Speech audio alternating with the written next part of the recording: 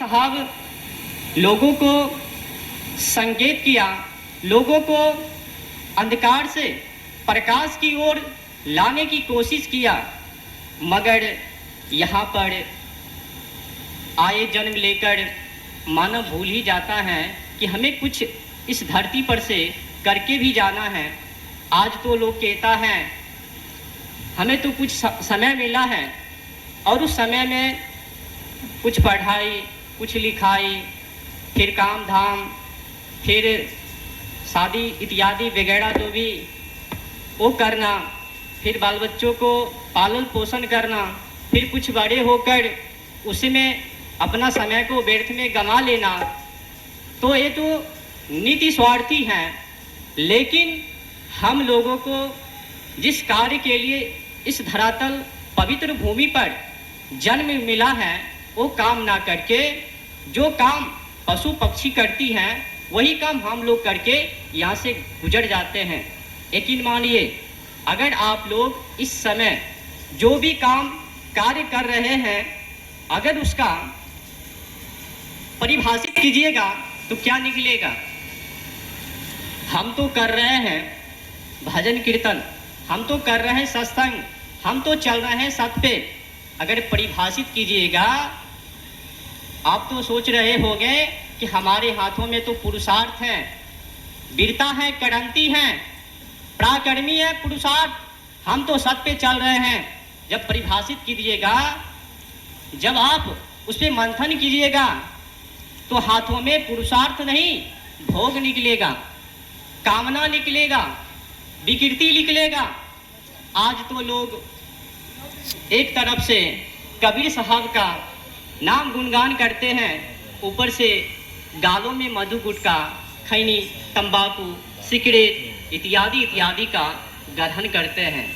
कोई आया साहेब जी की जय, वो भी बोला साहेब जी की जय, मुंह में क्या धरा है मधु गुटखा, तो मधु गुटखा खा के साहेब जी की जय। अब बताइए कबीरदास जी को अच्छा लगेगा?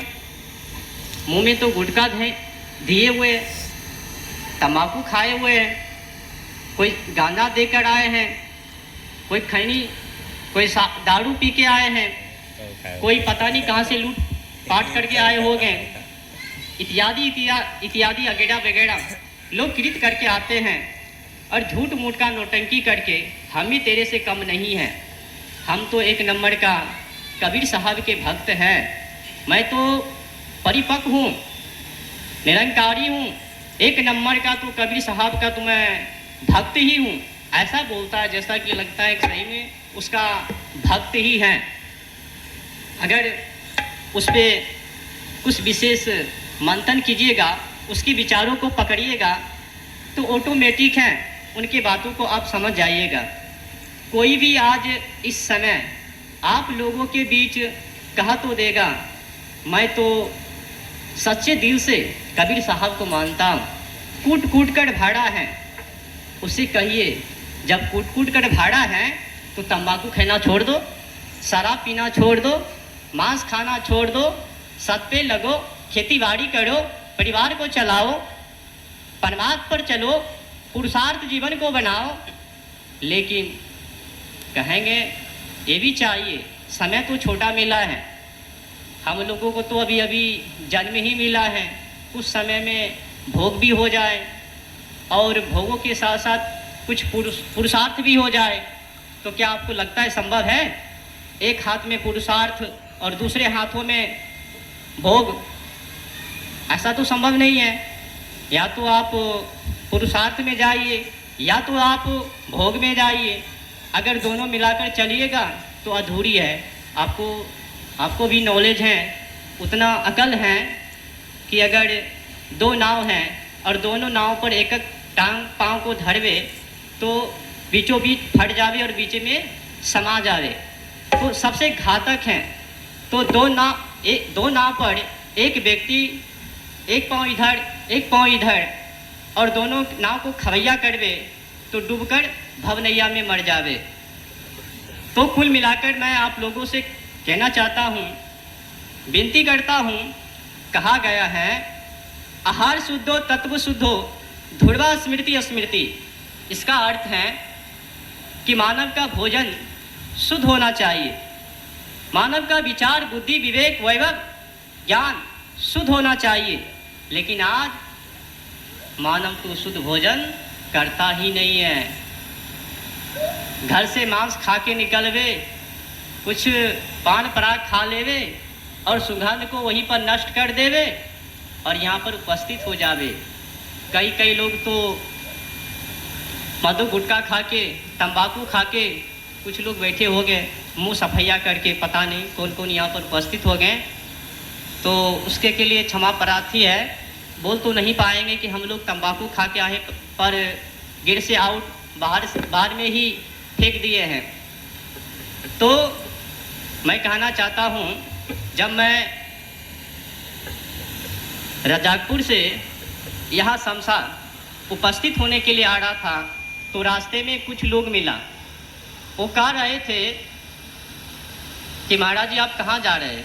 तो मैंने कहा कबीर साहब के दरबार में जा रहे हैं। वो कहा आप तो इधर के हैं और उधर क्यों जा रहे हैं? तो उनका कहने का भाव यही था कि आप तो हिंदू में हैं, वो कबीरपंथी में हैं, तो आप कहीं जा रहे हैं वहाँ पर? कहे देखो भाई, अगर हमें कोई प्यार से बुलाएगा, अगर आमंत्रण करेंगे, मुसलमान हो ईसाई हो बौद्ध हो जैन हो, हम सभी में जाएंगे, क्योंकि हम तो क्रांतिकारी हैं, हम तो विचार से परिपक्व हैं, विचार से पढ़े हैं, परमात्म सत्य से पढ़े हैं।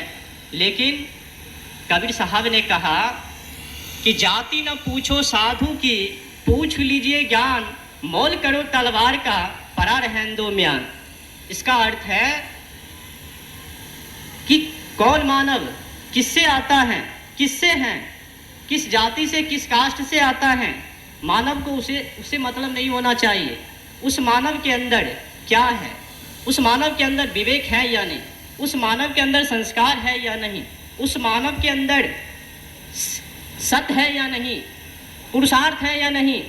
मानव का आकलन उनके विचार से करो, उनके ज्ञान से करो। पहचान अगर किसी को करना है तो उनके पुरुषार्थ से करो, ये ना कि उनके जात से जन्म से। कहा गया है जन्मना जायते शूद्रः कर्मणा जायते उच्यते। आज लोग तो ब्राह्मण हो सब में तो विधि विधान बना दिया कि जन्म से ही हम वही हो गए जिसमें हम जन्म ले लिया। ब्राह्मण तो ब्राह्मण, शूद्र तो शूद्र, चाट तो चाट, कौड़ तो कौड़, महतो तो महतो, जिसमें जो भी जन्म ले लिया वही कहलाना शुरू हो जाता है। तो ऐसा कुछ भी नहीं है।